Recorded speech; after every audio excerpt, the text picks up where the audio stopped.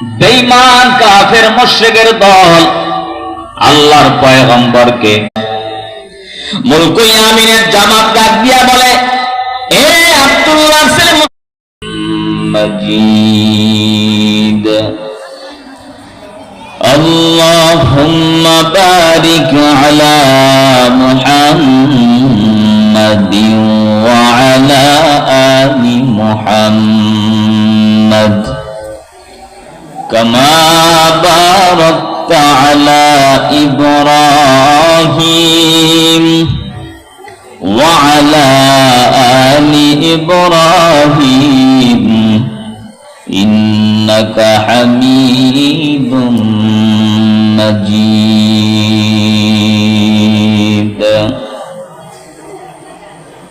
मोमिन जो फिदा नक्श कफे पाए नबी हो,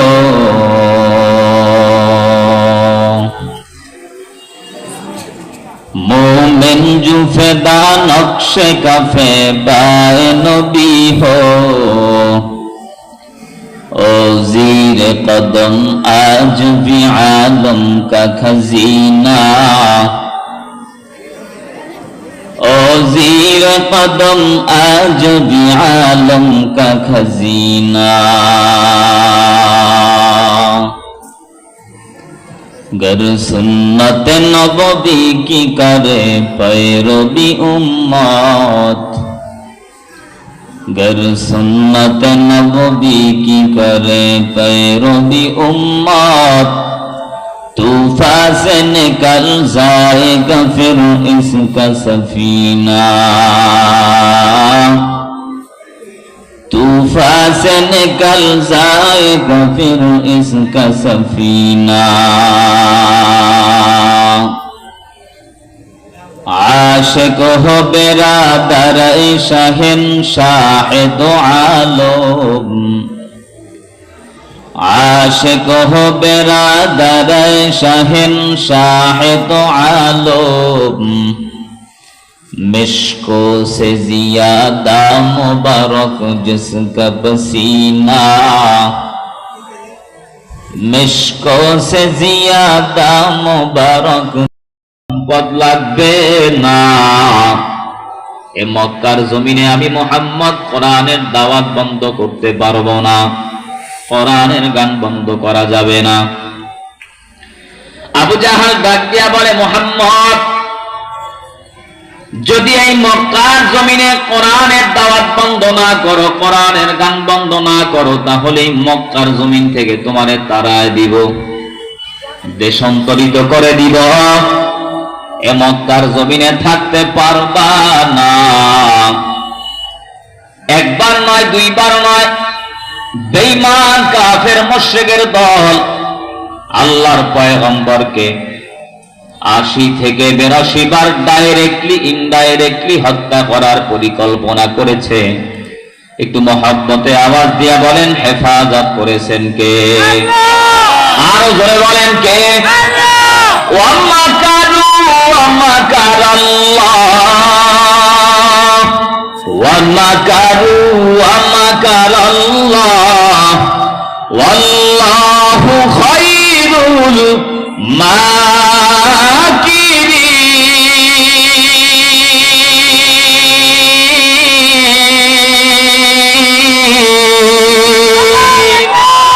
কাদের কুদরতদারি বনু কামাল, আন্তা রব্বি আন্তা হাসবি দুল জালাল, তুহি কাদের জলিলুল্লাহ জাহাদার, বহার হালে তুহি মেরা নিগাহদার।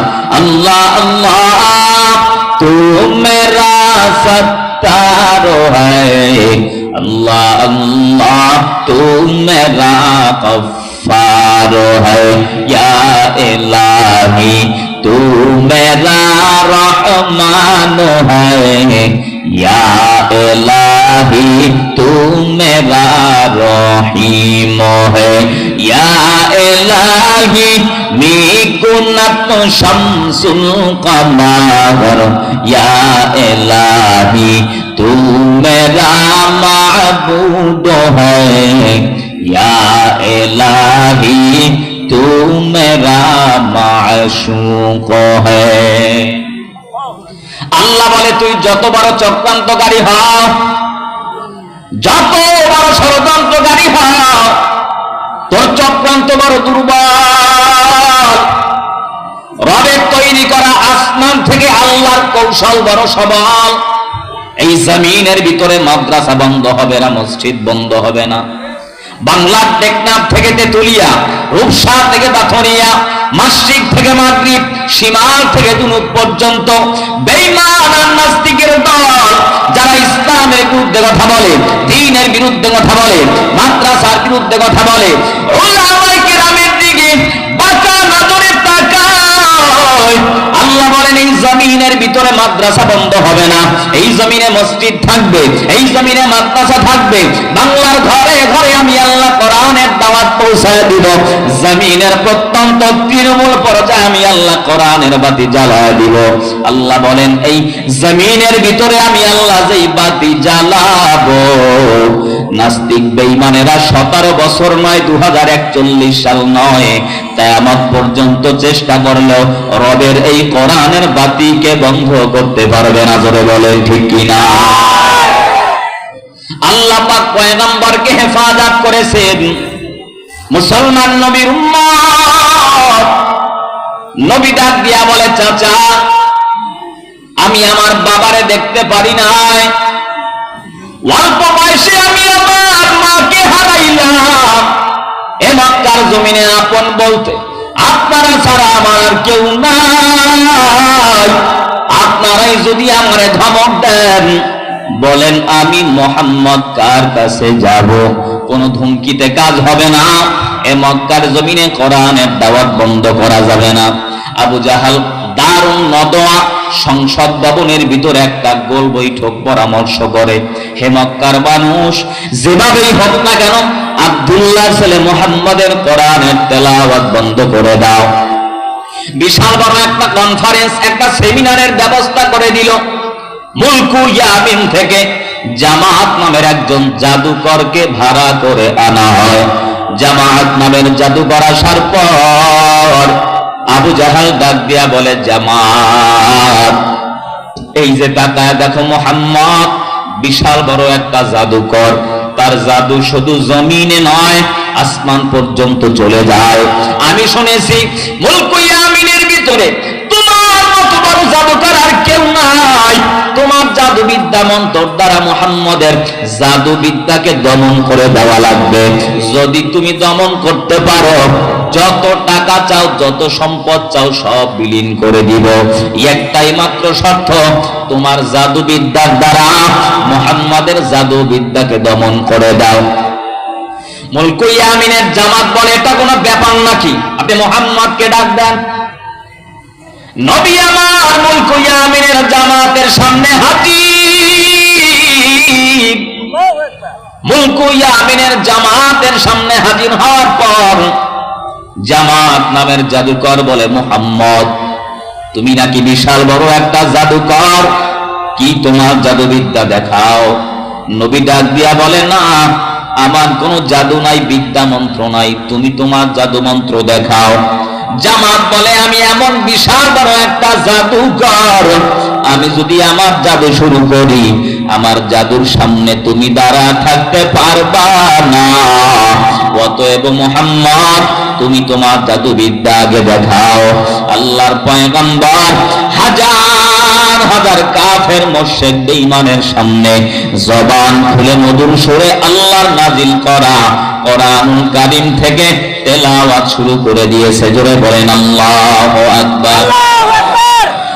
আর-রাহমানু আল্লামাল কুরআনা খালাকাল ইনসানা আল্লামাহুল বায়ান।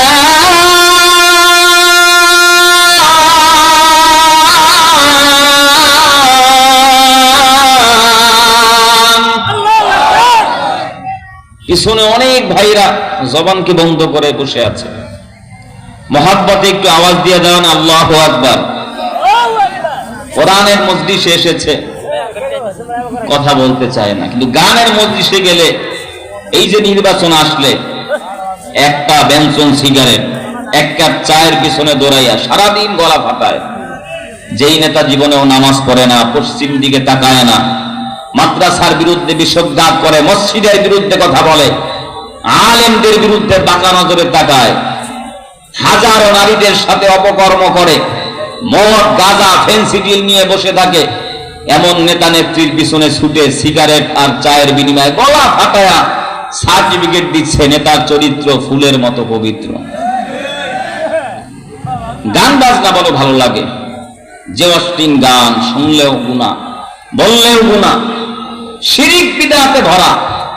এখানে যদি কোনো গানের শিল্পী আসতো অথবা কোনো ভান্ডারী পীর সাহেব আইসা সমানে তাহেরির মতো পানি গড়গড়ায়া পড়তাছে, বাবা আমায় ডাকতাছে, যদি টান মারতো, এসকোট ঠেলায় দেখতেন অবস্থা। কি যে গান দেয়, পানি গড়গড়ায়া পড়তাছে, বাবা আমায় ডাকতাছে, আয় রে মানিক আমার বুকে আয়, বুকের ভিতর আছে প্রাণ, তার ভিতরে মেশিন গান, ভান্ডারিয়ায় আমায় পাগল বানাইছে। এই গান বড় মজা লাগে। আল্লাহ নাউজুবিল্লাহ মিন যালিক। এজন্য কোরআনের তেলাওয়াত শুনলে আল্লাহু আকবার বলতে হয়, কোরআনের মাহফিলে আসলে সুবহানাল্লাহ আলহামদুলিল্লাহ বলতে হয়। জবান দ্বারা কথা বলার শক্তি দিয়েছেন কে? আল্লাহ। আর একটু মহব্বতে বলেন কে? আল্লাহ। আরো জোরে বলেন কে? সে আল্লাহ এখনো আছে না নাই? আল্লাহর ক্ষমতা আছে না নাই? 5 বছরের জন্য ক্ষমতা ছেড়ে দিছে? আল্লাহ একটু দুর্বল হয়ে গেছে? আল্লাহ যদি চায় এখনো ডিজিটাল বাংলাদেশে ডিজিটাল কায়দায় সেকেন্ডের ভিতরে আপনার আমার জবানকে বন্ধ করে দিতে পারে। এই ক্ষমতা আল্লাহর নাই? মহব্বতের সাথে বলুন আল্লাহু আকবার, লিল্লাহি তাকবীর, নারে তাকবীর। কষ্ট হচ্ছে ভাই? যত যুবক ভাইরা এসেছেন প্রত্যেকটা যুবককে আল্লাহ তাআলা হযরত ওমরের মতো ইসলামের জন্য কবুল করুন। আল্লাহ মুরব্বীদেরকে কবুল করুন, সকলের জিন্দেগীর গুনাহকে মাফ করে দেন। আল্লাহর পয়গম্বর জবান খুলে মধুর সুরে কোরআনের তেলাওয়াত করতেছে। কিছুক্ষণ তেলাওয়াত করার পর নবী আবার কোরআনের তেলাওয়াত করা বন্ধ করে দেয়। মুলকুল ইয়ামিনের জামাত ডাক দিয়া বলে, এ আব্দুল্লাহ ছেলে মুহাম্মদ, কেন তুমি কোরআনের তেলাওয়াত বন্ধ করেছো? আবার কোরআন থেকে তেলাওয়াত করো। আল্লাহর পয়গম্বর আবার কোরআনুল কারীমের তেলাওয়াত শুরু করে দিয়েছে। কিছুক্ষণ তেলাওয়াত করার পরে নবী আমার তাকায় দেখে মুলকুল ইয়ামিনের জামাতের দু চোখ বেয়ে বেয়ে গড়গড়ায় পানি পড়ে। আল্লাহর পয়গম্বর ডাক দিয়া বলে, মুলকুল ইয়ামিনের জামাত, তুমি এই জমিনে আসছো কোরআনুল কারীমের এই সুন্দর দামি কিতাবের আওয়াজকে নষ্ট করে দেওয়ার জন্য, দমন করে দেওয়ার জন্য। তোমার চোখের গোড়ায় কেন পানি? বাবার কথা মনে পড়ে গেছে, সন্তানের মায়ায় তুমি কাঁদো। মুলকুল ইয়ামিনের জামাত বলে, মুহাম্মদ, আমি আমার বাবার জন্য কান্না করি না, আমি আমার ভাইয়ের জন্য কান্না করি না, আমি আমার দেশের জন্য কাঁদি না, তাহলে কেন কাঁদো? মুলকুল ইয়ামিনের জামাত বলে, মুহাম্মদ, জীবনে কত গান শুনলাম, কত কবিতা শুনলাম, কত জাদুবিদ্যা দেখাইলাম, কিন্তু তোমার জবানের তেলাওয়াত, এমন মধুর তেলাওয়াত আমি আজ পর্যন্ত শুনি নাই। এটা মানব রচিত মানুষের তৈরি করা কোন কিতাব হতে পারে না। আল্লাহ পাক রব্বুল আলামিন বলেন, ইন্না নিশ্চয় নাহনু নাযালনা যিকরা ওয়া ইন্না লাহু লাহাফিজুন। কোরআন নাযিল করেছেন আল্লাহ, কোরআনের হেফাজত করবেন আল্লাহ। মুলকুল ইয়ামিনের জামাত নামের জাদুঘর ছিল আল্লাহ কোরআনের আওয়াজকে বন্ধ করে দেওয়ার জন্য। পয়গম্বরের জবানের তেলাওয়াত শোনার পর মুলকুল ইয়ামিনের জামাত কোরআনের নিসবতে কালেমা পড়ে মুসলমান হয়ে গেছে। জোরে কোন সুবহান। এই কালামে জিন্দা কোরআনে হাকিম হিকমতে ও লা ইয়াজালাস্তু কদিম জামিউল ইলমি ফিল কোরআনে হাকিম তাকাসুরাত আনহু আফহামুর রিজালি বখা কোরআন কালামুল্লাহ দর্শন কদিমাস্তি নঈন কোরআনের হেফাজত করবেন কে? আল্লাহ পাক বলেন ইন্না নিশ্চয় নাহনু নাযালনা যিকরা ওয়া ইন্না লাহু লাহাফিজুন কোরআন নাজিল করেছেন আল্লাহ, মহব্বতে বলেন কোরআনের হেফাজত করবেন কে? আল্লাহ পাক কিভাবে কোরআনের হেফাজত করে শোনেন। এ বাংলাদেশ ভারত মিলে এক সময় একটা রাষ্ট্র ছিল, একটা দেশ ছিল। তদানীন্তন সময় খ্রিস্টান বেঈমানের দল মুসলমানের এই বাংলার জমিনে এসে মিথ্যা ব্যবসা বাণিজ্য করার ছলনা দিয়া বহু বছর পর্যন্ত মুসলমানের উপরে শাসন করেছে, জুলুম করেছে, অত্যাচার করেছে।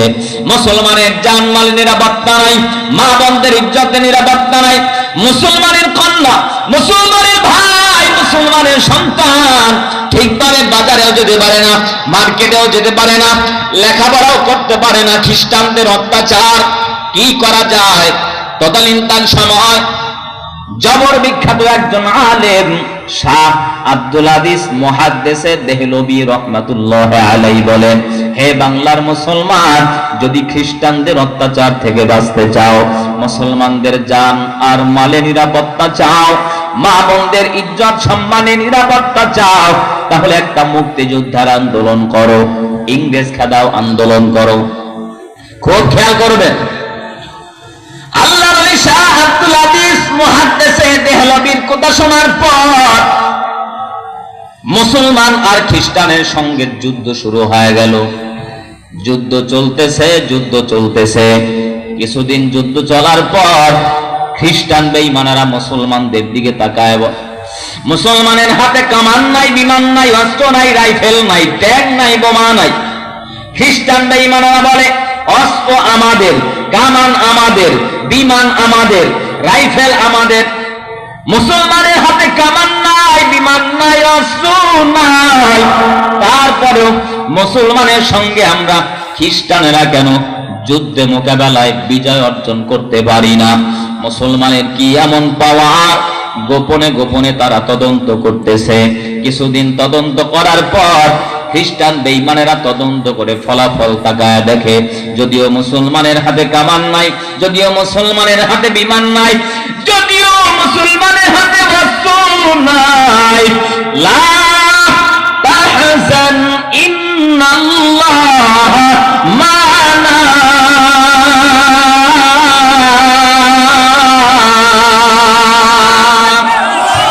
তাওয়াক্কালতু আলাল্লাহ। মুসলমানের সঙ্গে আছেন কে? আরেকটু জোরে বলেন কে? মুসলমানের আল্লাহ যদি মুসলমানের সঙ্গে থাকে, মুসলমানের কোনো ভয় আছে? কোনো চিন্তা আছে? এ মুসলমান, কিসের এত ভয়? এই 95% মুসলমানের দেশে যারা ইসলামের বিরুদ্ধে কথা বলে, দ্বীনের বিরুদ্ধে কথা বলে, কোরআনের বিরুদ্ধে কথা বলে, মাদ্রাসার বিরুদ্ধে কথা কয়, উলামায়ে কেরামের বিরুদ্ধে কথা বলে, আল্লাহর দ্বীনের বিরুদ্ধে কথা বলে, বাংলার টেকনাফ থেকে তেতুলিয়া, রূপসা থেকে বাথুরিয়া, নাসিক থেকে মাগরিব, সীমা থেকে জুনুব পর্যন্ত যেই বেঈমান আর নাস্তিকের দল আল্লাহর কোরআনের বিরুদ্ধে, মাদ্রাসার বিরুদ্ধে, উলামায়ে কেরামের বিরুদ্ধে কথা কয়, ও সমস্ত বেঈমান আর নাস্তিকদেরকে এই জমিন থেকে বিতাড়িত করে দেওয়ার জন্য মুসলমানের কোনো কামান লাগবে না, বিমান লাগবে না, অস্ত্র লাগবে না, রাইফেল লাগবে না, ট্যাঙ্ক লাগবে না, আর্মি